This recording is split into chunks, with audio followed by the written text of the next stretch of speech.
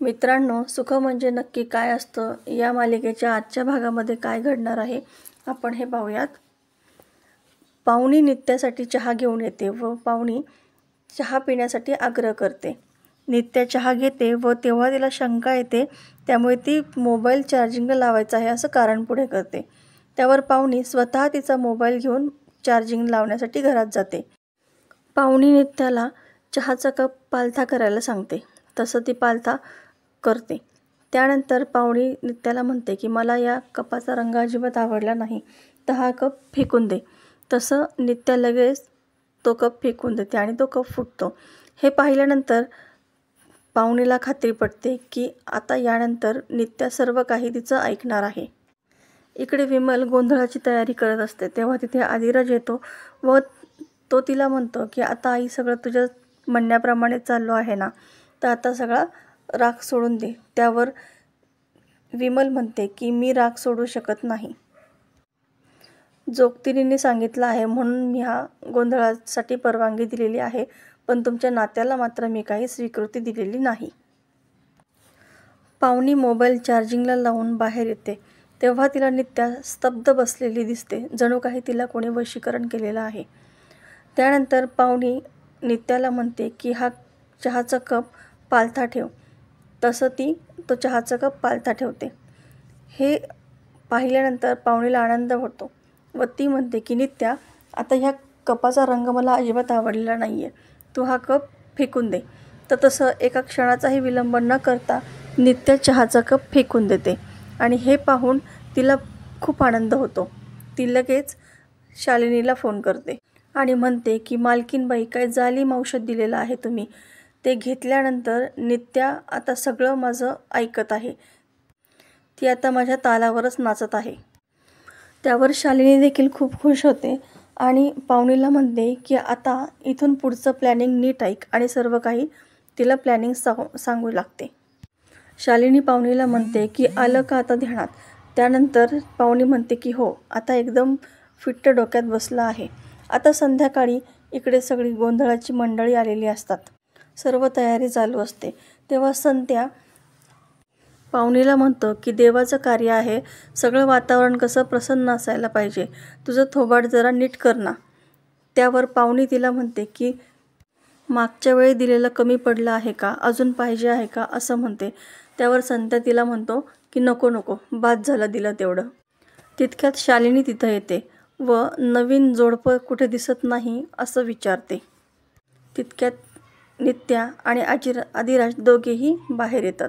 त्यावर शालिनी उठून उभी राहते आणि नमस्कार असं दोघांनाही म्हणते. जोडा छान दिसत आहे तुमचा.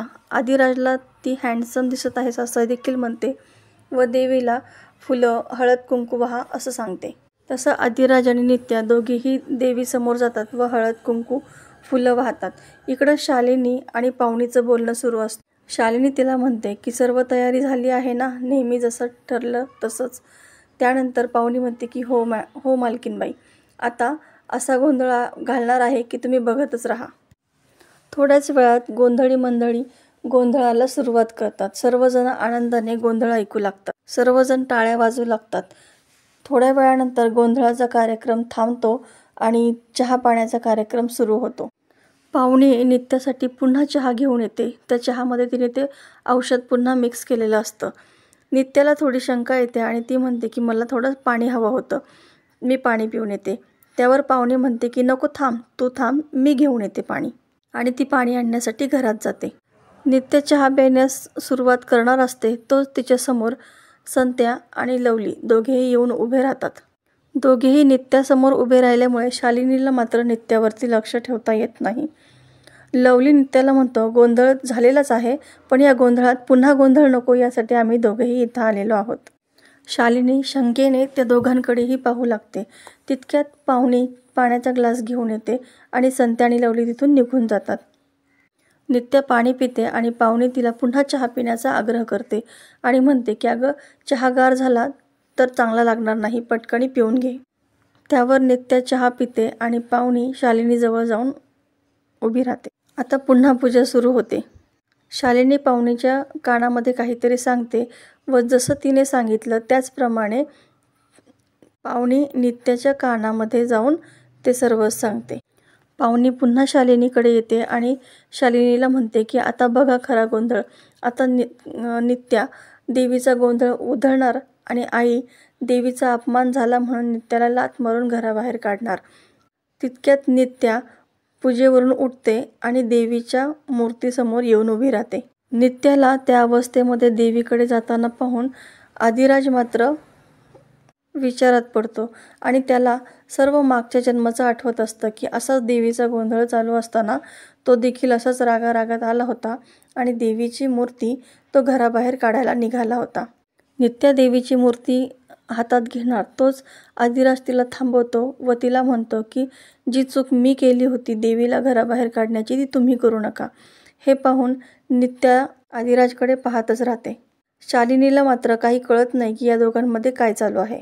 शालिनीला त्या दोघांचं बोलणं ऐकू येत नसतं. यासाठी ती मध्ये असलेल्या गोंधळे बाईला बाजूला सारायचा प्रयत्न करते आणि त्या दिवटीचा चटका शालिनीच्या हाताला बसतो. त्यावर शालिनी त्या बाईवरती चिडते आणि म्हणते हे काय केलंस तू.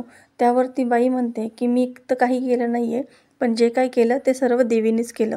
नित्या लगेच मनात म्हणते की शालिनी वहिनी गौरीच्या भोळ्या भक्तीला नित्याच्या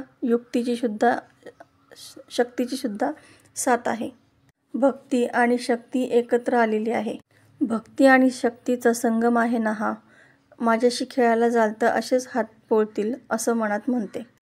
त्यावर नित्या आदिराजला म्हणते की माझ्याकडून देवीचा अपमान होईल अशी गोष्ट मी कधीच करणार नाही आणि अशी गोष्ट माझ्या हातातून घडणं हे शक्यच नाही कधी. इकडे लवली आणि संत्या घरी येतात. तिथे राजमा असते.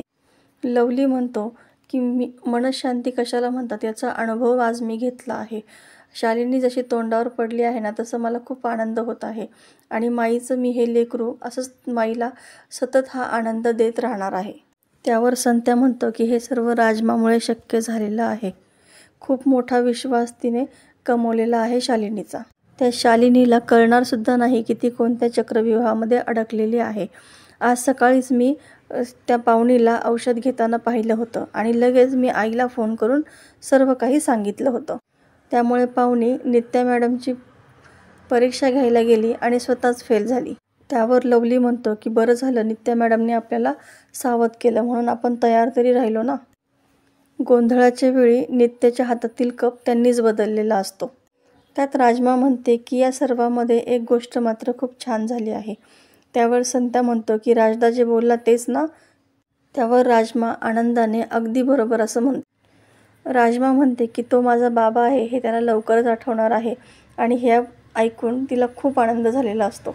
इकडे आदिराज चिंतेमध्ये रूममध्ये इकडून इकडे फेऱ्या मारत असतो. तितक्यात नित्या तिथं येते व त्याच्या खांद्यावर हात ठेवते आणि म्हणते की मला कल्पना आहे की तुझ्या मनामध्ये काय गोंधळ चालला आहे, पण ही फक्त सुरुवात आहे. हळूहळू तुला सर्व काही आठवेल. आदिराज म्हणतो की मला काही आठवत नाहीये. पण नित्या म्हणते की अरे तूच तर मला थांबवलं होतंस आणि म्हणाला सुद्धा होतास की जी चूक मी केलेली आहे ती चूक तुम्ही करू नका. आणि तू सुद्धा म्हणजेच आदिराजने कधी देवीला घराबाहेर काढलं होतं का आणि तुला सर्व काही आठवेल असं बोलते. तर मित्रांनो, येणाऱ्या भागामध्ये आपल्याला पाहायला मिळणार आहे की विमल आदिराजला म्हणते की हा गोंधळ मी माझ्या लेकासाठी घातला आहे, सुनेसाठी नाही. इकडे राजमा शालिनीला म्हणते की मला सकाळपासून खूप अस्वस्थ वाटत आहे आणि असं वाटते की काहीतरी खूप वाईट घडणार आहे. तर इकडे आदिराज आणि नित्या एकमेकांच्या मिठीत असतात आणि आदिराज अचानक भानावर येतो आणि तिला दूर करतो. मात्र नित्याचं मंगळसूत्र आदिराजच्या शर्टच्या बटनमध्ये अडकतं. त्यावर नित्या म्हणते की माझ्या गळ्यामधला आदिराज माझ्या मिठीमधल्या आदिराजला सोडायलाच तयार नाही आहे असं म्हणून त्याच्या डोळ्यामध्ये बघत असते. तर मित्रांनो, अशाच नवनवीन अपडेट्ससाठी व्हिडिओला लाईक करा व चॅनलला सबस्क्राईब करा. धन्यवाद.